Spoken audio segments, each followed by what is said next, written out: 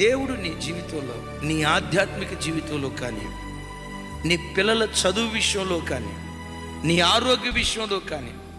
ఏ కార్యం జరగాలని దేవుని సన్నిధిలో ఎదురు చూస్తున్నావో ఆ కార్యము దేవుడు నీ జీవితంలో జరిగించాలంటే నువ్వు క్రొత్త పాత్రగా, అనగా క్రొత్త వ్యక్తిగా దేవుని సన్నిధిలో నువ్వు మార్చబడాలి.